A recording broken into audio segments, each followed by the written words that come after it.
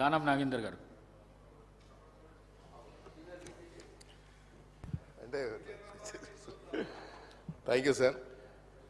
అధ్యక్ష, పాపం పొద్దున మీరు చాలా లిబరల్గా ఇచ్చారు, మరి స్త్రీలకు వచ్చేసరికి కట్ చేశారు టైమింగ్.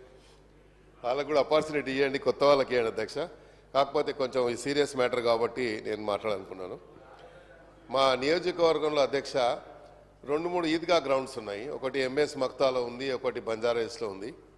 రేపు రంజాన్ మొదలవుతుంది కాబట్టి అది అక్కడ డంపింగ్ యార్డ్ గార్బేజ్ అంతా అక్కడ నింపుతా ఉన్నారు. నేను ఇప్పటికే రిప్రజెంటేషన్ చాలాసార్లు ఇచ్చి ఉన్నాను. అది కంటిన్యూస్గా గార్బేజ్ వేస్తూ ఉన్నారు.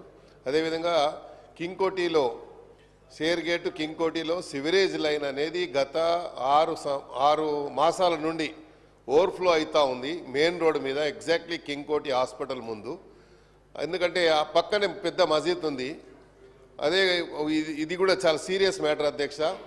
ఆల్రెడీ శాంక్షన్ అయిందని చెప్పారు డిపార్ట్మెంట్ పరంగా, రోడ్ కటింగ్ ఏదో ఉందని ఇష్యూ చేస్తున్నారు. నాకు తెలుసు తుమ్మల గారు లేచి నోట్ చేసుకున్నాం అంటారు. నోట్ కాకుండా ఇమ్మీడియట్లీ కమ్యూనికేట్ చేయండి డిపార్ట్మెంట్కి ఉన్నటువంటి అధికారులకి. ఎందుకంటే ఇది సివరేజ్ లైన్ మీ ఓల్డ్ మన ఎమ్మెల్యే క్వార్టర్స్ వచ్చే దారి అంతా కూడా బ్లాక్ అయి ఉన్నది. ఇది అధ్యక్ష. చివరిగా మీతో ఒకటే రిక్వెస్ట్ అధ్యక్ష, కొన్ని multipurpose community halls already sanction అయి ఉన్నాయి. దానికి శంకుస్థాపనకు నోచుకోని పరిస్థితిలో ఉన్నది. కేటీఆర్ గారు ఖైరతాబాద్లో ఐమాక్స్ ముందు 16 కోట్లతో ఒక మల్టీపర్పస్ కమ్యూనిటీ హాల్ ఇచ్చారు. అదేవిధంగా ఎంఎస్ మక్తాలో బిఎస్ మక్తాలో ఒకటి ఇచ్చారు. ఇవన్నీ కూడా శాంక్షన్ అయ్యి రెడీగా ఉన్నాయి.